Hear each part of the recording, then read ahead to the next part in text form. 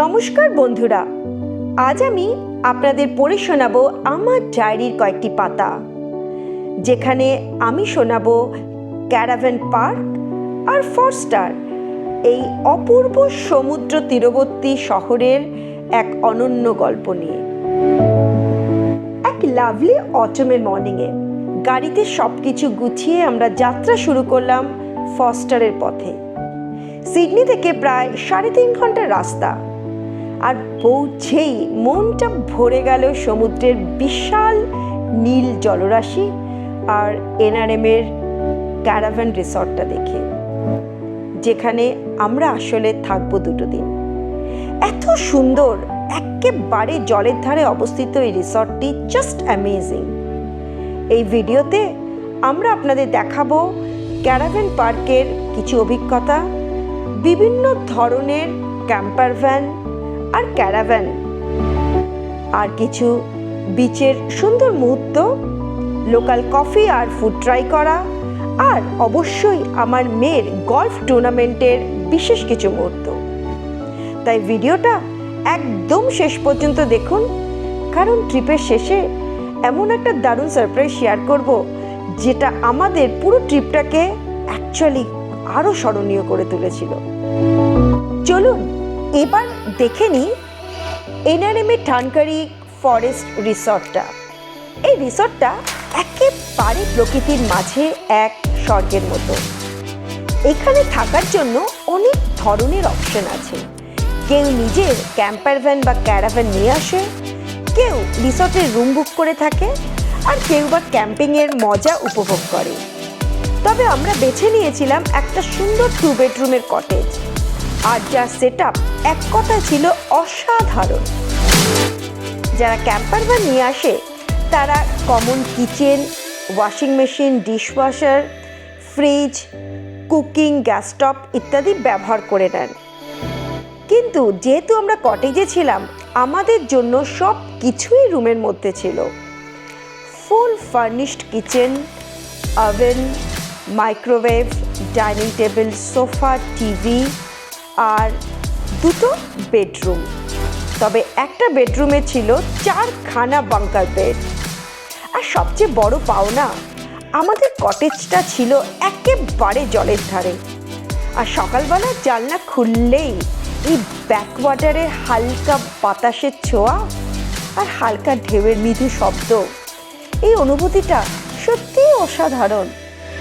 কফির কাপ হাতে নিয়ে বারান্দায় বসে এই সৌন্দর্য উপভোগ করাটা যেন একটা অন্যরকম শীতলতা এনে দেয়। আমাদের এই রিসর্টটাতে বেশ কয়েকটি বারবিকিউ স্টেশন আছে জলের বিভিন্ন ধারে। সন্ধ্যের সময় দেখলাম অনেক ফ্যামিলি সবাই একসাথে মিলে বারবিকিউ করছে, কেউ গল্প করছে, কেউ বা জলের ধারে চুপ করে বসে প্রাকৃতিক সৌন্দর্য উপভোগ করছে, কেউ বা জলে ছিপ ফেলে মাছ ধরছে। একটা অসাধারণ পরিবেশ চারিদিকে ছড়িয়ে আছে। রিসর্টের আরও অন্যান্য অ্যাক্টিভিটি করার জায়গা ছিল, যেমন সুইমিং পুল, ওয়াটার পার্ক, আর বাচ্চারা কিডসরা ছোট্ট ছোট্ট সাইকেল নিয়ে রিসর্টের ভেতরে ঘোরাফেরা করছিল। আরেকটা জায়গায় দেখলাম ইনডোর গেমও ছিল।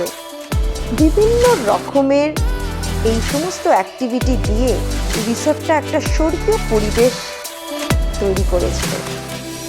এখন সূর্যাস্তের পালা, চারিদিকের পরিবেশটা কেন যেন একটা থমথমে পরিবেশে তৈরি হয়েছে।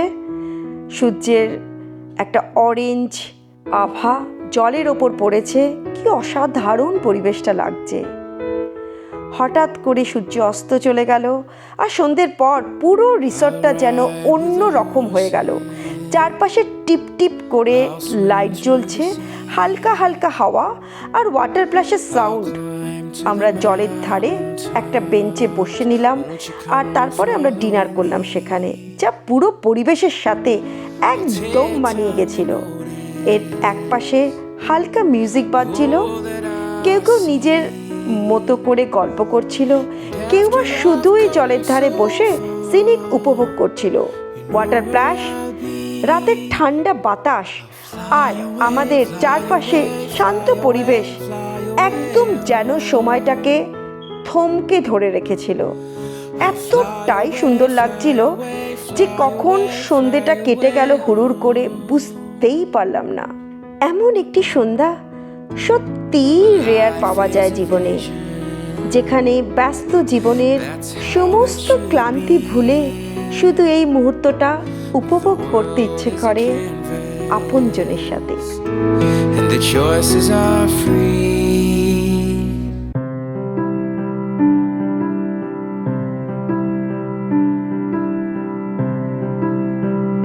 আমরা পরের দিন গেলাম আমাদের রিসর্টের পাশে মেন বিচ এক্সপ্লোর করতে। চারপাশে হালকা রোদ আর ঠান্ডা ঠান্ডা হাওয়া ছাড়ছিল। আমি আর আমার মেয়ে বালিতে অনেকক্ষণ দৌড়াদৌড়ি করলাম, ঢেউয়ের সাথে অনেকক্ষণ খেলাধুলা করলাম। একেবারে অন্যরকম অনুভূতি।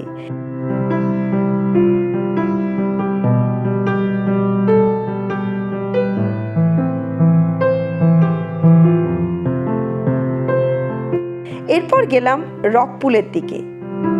রকপুলটা ছিল একদম সমুদ্রের গায়ে লাগানো।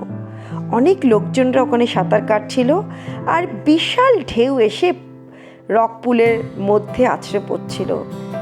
একদম সমুদ্রের আসল স্পন্দন, প্রকৃতির ছোঁয়া, জাস্ট অ্যামেজিং।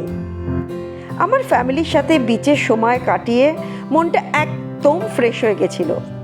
এরপর বিচের ধারে বসে একটা ছোট্ট ক্যাফেতে গরম গরম কফি আর কেক খেলাম। এক কথায় পারফেক্ট দিনটা কেটেছিল।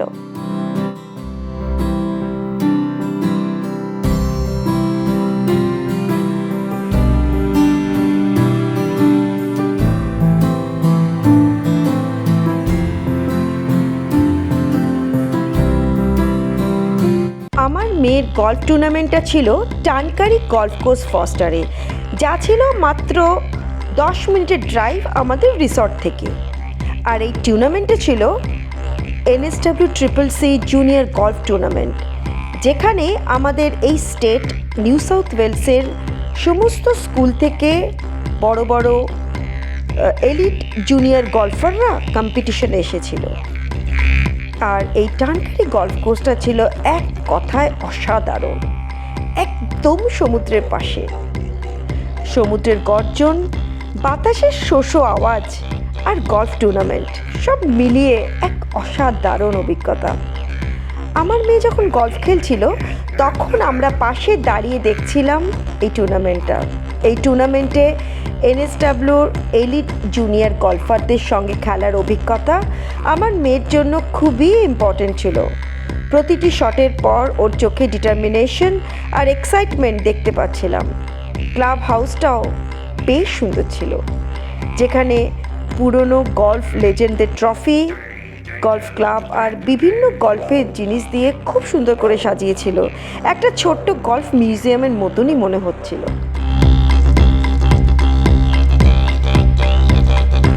এখন গল্ফ টুর্নামেন্ট শেষ আর আমাদের বাড়ি যাওয়ার পালা। দুদিন দারুণ ঘোরাঘুরির পর সিডনির পথে আমরা রওনা দিয়ে ফেললাম। কিন্তু ফেরার পথে একটা স্পেশাল স্টপ নেওয়ার দরকার ছিল, কারণ আমাদের সবার খুব খিদে পাচ্ছিল।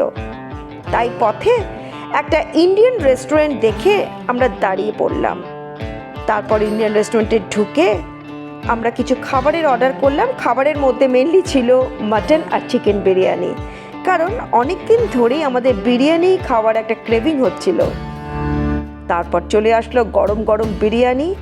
উফ, দারুণ টেস্ট, সত্যিকারের খুবই সুস্বাদু ছিল। এই ট্রিপের পারফেক্ট এন্ডিং বলতে যা বোঝায় একদমই তাই। কিন্তু ওয়েট, এটাই কি ট্রিপের সেরা মুহূর্ত? নো, একদম নয়। বাট পৌঁছেই দেখি একটা সারপ্রাইজ। কি বলুন তো? গল্ফ অথরিটি থেকে একটা ইমেল এসেছে। আর জানেন তো, আমার মেয়ে যেই টুর্নামেন্টটা খেলে এসেছে, she got into cut, which means NSWCCC state level টুর্নামেন্টের জন্য ও সিলেক্ট হয়ে গেছে। এক অসাধারণ মেমোরেবল ট্রিপের শেষটা আরও স্পেশাল হয়ে উঠলো এই গুড নিউজটা শুনে। সত্যি একটা বিরাট সারপ্রাইজ ছিল আমাদের কাছে এটা একটা।